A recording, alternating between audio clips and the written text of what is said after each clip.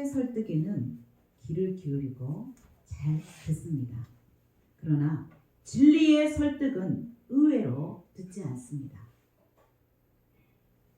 한 번 본 낯선 사람이나 몇 번 만나지 않은 생소한 사람의 말은 진리처럼 귀 기울여 듣는데, 평생 같이 살았던 나를 낳아준 부모의 말씀은 뼈아픈 교훈을 하는데도 듣지를 않습니다.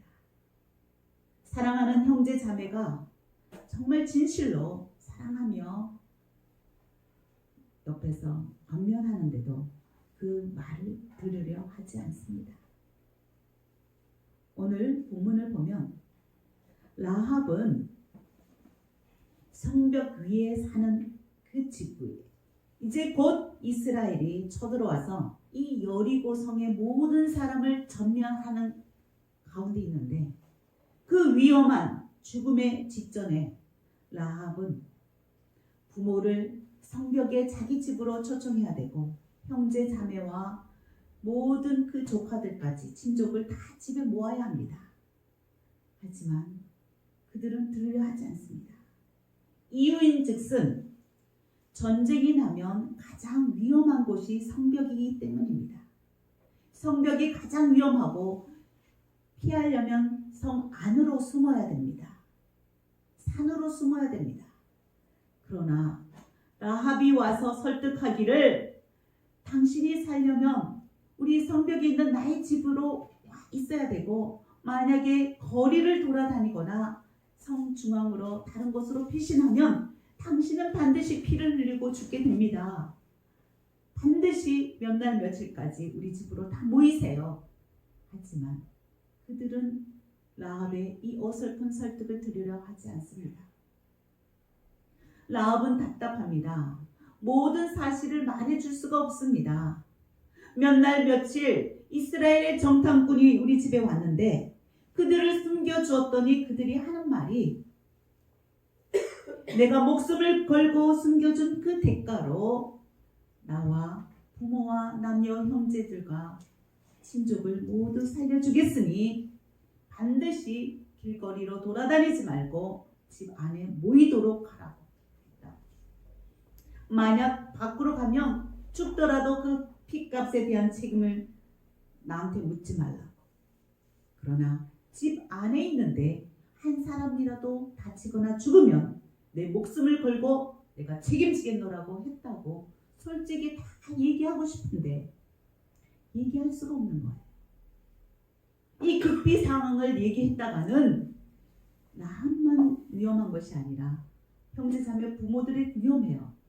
그리고 그 친족의 사돈도 있을 것이고, 며느리의 사돈과 그 친족들이 8촌까지 있을 것이니까 사실을 다 얘기하면 너도 나도 이 여리고 사람이 다 몰려오면 더 위험합니다. 오히려 더 위험한 상황에 몰리기 때문에 하고 싶은 솔직한 얘기를 다 할 수도 없으면서 그들을 거절하고 외면하고, 지금 정신 나간 소리 하느냐고, 전쟁이 나지도 않을 뿐만 아니라 혹시 난다 하더라도 성벽 위에는 가장 위험한 곳인데 왜 그곳으로 오라고 하냐고, 지금 돌았냐고, 이렇게 비방하고 조소하고 오히려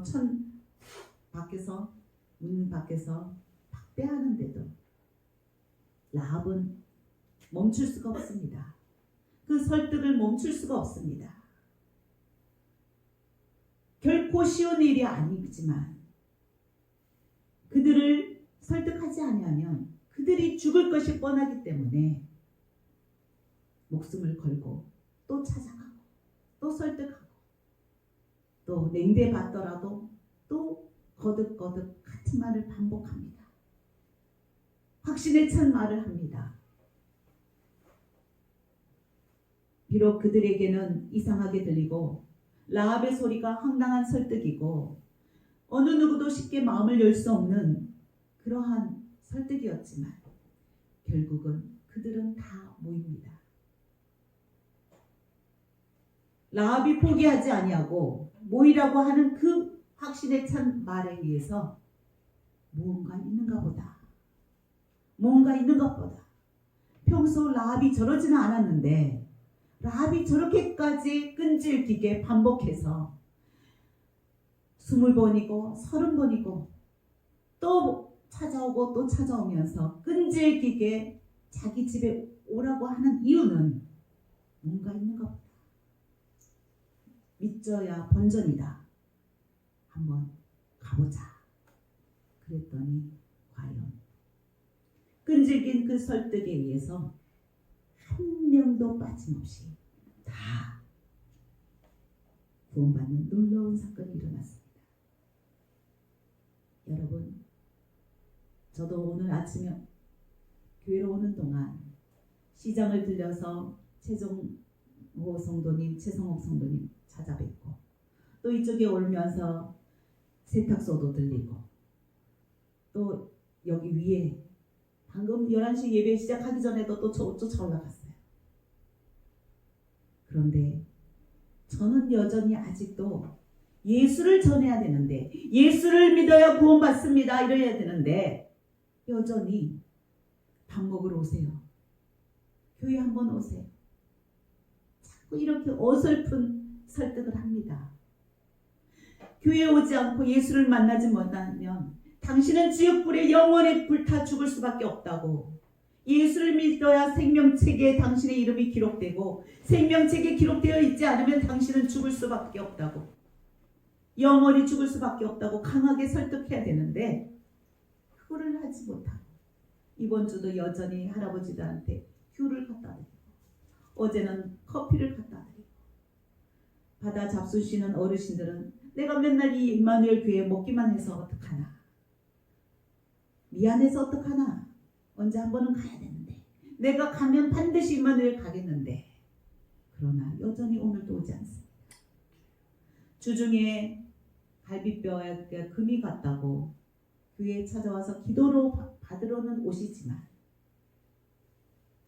주중에 다른 침을 맞으러 오거나 개인적인 안수를 받으러는 오지만 가장 중요한 이 예배의 자리에 예수님을 만나러 오는 이 자리에 하나님 아버지를 만나러 오는 이 자리에 오지가 않습니다.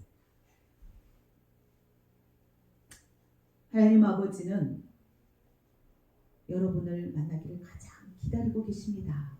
마치 부모가 자식을 시집장가 보냈으나 명절이 되면 혹시나 이 아들이 며느리가 피곤할까봐 오지마. 이번에는 안 와도 돼. 하지만 여전히 기다립니다. 오지 않으면 너무나 섭섭하고 자녀들이 찾아오지 않으면 괘씸하기까지 합니다.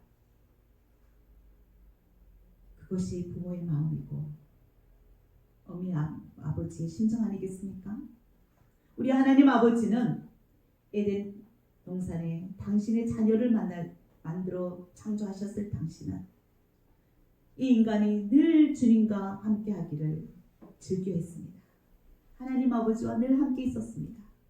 하지만 어느 순간부터 자신의 계획을, 자신의 시간을, 자기의 뜻을 이루고자 자신의 마음에 합한 사람들과 즐기고자 시간을 같이 보내고자 내가 하고 싶은 것을 하고자 하나님 앞에 머물러 있기를 거부하고 결국 에덴 동산을 떠납니다. 먹지 말라는 것을 먹게 되고 또 사랑하는 이웃을 내 몸과 같이 형제 자매와 같이 사랑하라고 했는데 그를 이용하여 자기의 탐욕을 채우기에 급급한 인간들은 결국 하나님을 떠남으로써 하나님 곁에 머물러 있지 않고 하나님의 집에 모이지 않음으로 인하여서 결국 세상의 쾌락에, 술에, 중독에, 게임에, 마약에, 음란에 이렇게 구렁텅이에 허덕이며 나날이 하루하루를 비참한 세월을 보냈죠. 하나님께서는 인간을 영혼을 만들어 놓으셨기 때문에 갈급하는 영혼을 만들어 놓으셨기 때문에 아무리 게임으로 탐닉하고 술로 여자로 마약으로 일로 성공으로 돈으로 권력으로 명예로 아무리 먹고 채우려고 하지만 배부르지 않습니다. 여전히 갈급합니다. 여전히 배고픕니다. 그래야 하여 주님께서는 이렇게 허덕이는 당신의 사랑하는 아들, 딸을 당신의 집으로 다시 모으시고 그 영혼, 생수로 채워주시기를 원하십니다. 목마른 영혼을 당신의 그 말씀으로 채우시기를 원하십니다. 그래서 우리에게도 동일하게 말씀하십니다. 너의 부모와 너의 남녀 형제와 네 아비의 가족을 다 네 집에 모으라 하십니다. 그 말을 들은 라합의 부모와 형제들은 너무나 막연하고 이해할 수 없는 이상한 말만 쏟아놓는 라합의 얼굴을 이제는 보기 싫어합니다. 만나기조차 힘들어합니다. 왜 위험한 성벽 위에 집으로 한 명도 빠짐없이 모이라고 하는지 도저히 수긍할 수가 없습니다. 결국 라합의 설득은 공허할 수밖에 없고 라합의 설득은 밑빠진 독에 물 붓듯이 허무합니다. 가족의 혼동에 빠뜨리는 그러한 무의미한 메아리로 돌아옵니다. 하지만 그 힘든 설득을 중단하지 않습니다. 왜요? 왜일까요? 중단하면 그들이 죽기 때문입니다. 이 설득은 살고 죽는 설득이기 때문입니다. 도저히 포기할 수가 없습니다. 도저히 지체할 수가 없습니다. 이제 더 이상 미룰 수가 없습니다. 곧 전쟁의 때는 다가옵니다. 이스라엘 백성은 곧 여리고를 쳐들어옵니다. 그리하여 라합은 더 이상 미루지 아니하고 또 찾고 또 문을 두드리고 또 설득합니다. 눈물로 설득합니다. 호소합니다. 매달립니다. 옷자락을 붙들고 흔들며 매달립니다. 그들이 듣지 아니하면 그들은 결국 아픔으로 눈물로 죽음의 후회로 죽어갈 것을, 처참한 고통 속에서 후회하며 죽어갈 것을 알기 때문에 라합은 기어코 한 명도 빠짐없이 다 자기의 집으로 모아드립니다. 그렇습니다. 특별히 남이면 모르겠는데 나의 그 죄성을 너무나 잘 아는, 나의 허물을 너무나 잘 아는 부모와 형제 자매들을 설득한다는 것은 정말 쉽지 않습니다.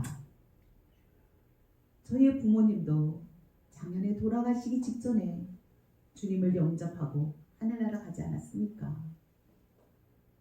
그렇게 10년을 여수에 내려가서 부모를 모셔보지만 그분들은 예수 믿으라는 그 소리가 너무나 황당하고 어이없는 소리로 들리는 것이죠. 저희들의 그 복음 전도가 그들의 이성과 경험으로는, 상식적으로는, 논리적으로 맞지 않고 상황적으로 이해가 되지 아니하고 저렇게 손해보는 삶만, 어리석게만 산다고 오히려 책망을 받게 됩니다. 돌아오는 것은 칭찬이 아니라 형제들의 책망, 부모의 책망, 오해, 멸시. 그렇습니다. 이제 드디어 작년에 부모님 돌아가시기 직전까지는 부모, 형제, 조카들까지 24명이 다 믿게 되었습니다. 하지만 또 하나의 숙제가 남아 있습니다. 다음 주면 우리 어머니가 돌아가신 지 1년이 되는 기일인데 내려가서, 순천에 내려가서 어머니의 형제들 다 불러 모아서 식사 대접을 하며 그들에게 복음 전도해야 하는 또 하나의 과제가 남아 있습니다. 결코 쉽지 않습니다. 친척 중에는 스님도 계시고, 친척 중에는 다들 세상적으로 말하면 돈을 잘 벌시고 사업을 잘 되고 있는 상황이니까 가장 가난한 우리가 그분들에게, 잘 살고 있는 그분들에게 복음을 전도하고 주님을 믿으라고 설득하는 것이 그들에게는 얼마나 먹힐까요? 여러분, 예수님도 마찬가지셨습니다. 이 땅에 오셔서 그분은 확신에 찬 설득을 하셨습니다. 그분은 설득할 때 말로만 설득하지 않으셨습니다. 죽은 자를 살리셨습니다. 아픈 자를 고치셨습니다. 귀신을 쫓아내 주셨습니다. 그렇게 기적을 동반하면서 설득하셨지만 이 인간은 그 예수님을 하나님의 아들로서 신으로서 받아들이지 아니하고 멸시, 욕, 채찍질을 수없이 반복하였습니다. 여러분, 예수님은 어떤 분이십니까? 그분은 인간으로 내려오신 하나님이십니다.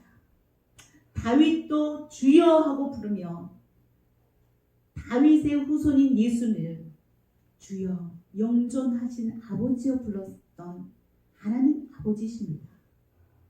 그 안에 전능한 신성과 능력이 있습니다. 그분은 인간처럼